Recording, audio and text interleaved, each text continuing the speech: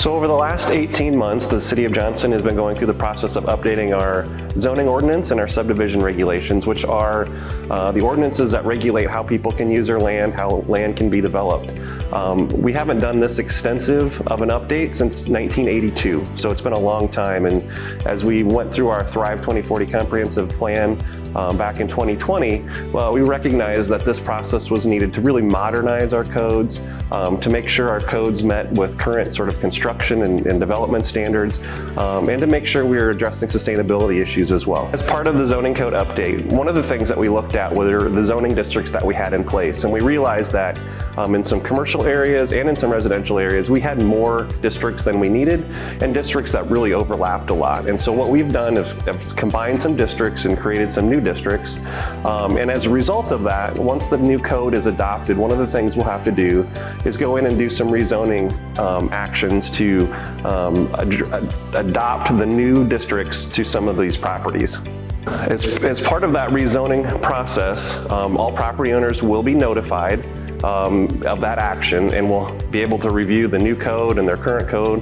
What we've tried to do is make sure that we're not creating any non-conforming issues by doing this. And actually, we believe in many cases we'll be adding more flexibility to uses allowed, setbacks that are in place. It really should be a win-win opportunity for those property owners that are affected. And as I said, they will all be notified prior to any rezoning action taking place. We've tried to create as many useful ways to participate and to review the code right from home, right from your office as we can. And so we've created two online tools. One is a site that's kind of the executive summary of a highlight of the changes. So if you're a resident and you just want to know, I'm a homeowner, what effect might this have on me, you can go to that section of that page. If you're a commercial business owner, there's a section that kind of highlights the changes that might affect those properties. We have a highlight section that covers sustainability initiatives that were wrapped into this process, and we have a whole section related to potential rezonings that might happen following the adoption of the new code. The second tool that we have available is an online PDF version of the code.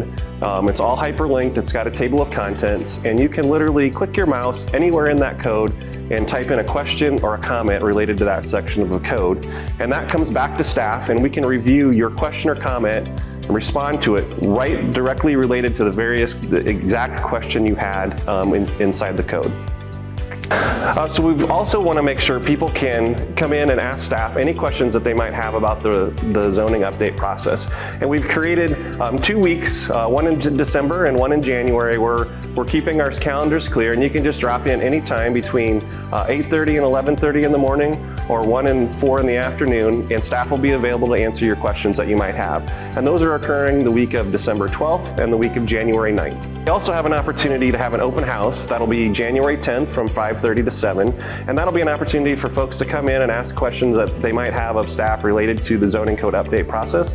We'll also be sending out individual invites to any potential properties that might be rezoned after the adoption of the code, and we really want to make sure we can answer the questions that those property owners might have as well, and give them plenty of advance notice of any changes that might be coming. We're really hoping that we hear from the public and we hear some comments and have questions answered. This is a process that's occurred over the last 18 months. There's been a lot of work that's went into this from staff, our Planning and Zoning Commission, our Tree Board, our City Council, and we want to make sure that we're getting it all right. And so this review period, this question opportunity period is really important for us, and we hope to hear from you.